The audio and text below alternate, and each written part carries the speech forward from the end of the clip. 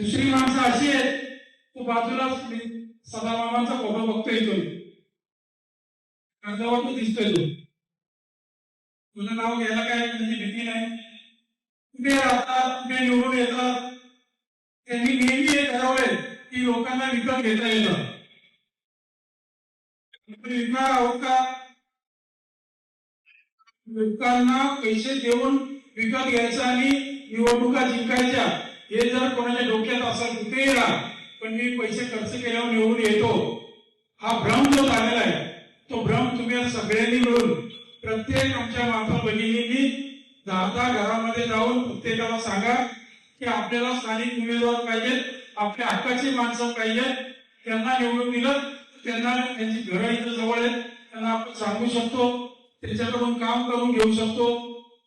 परंतु हे कुठे राहतील कुठे त्यांना शोधायला जायचं तर MIDC मध्ये तर या सगळ्या गोष्टी अंबरनाथ मध्ये असं का घडतात त्याकरता मला वाटतं की अंबरनाथ मध्ये नागरिक सुज्ञ आहे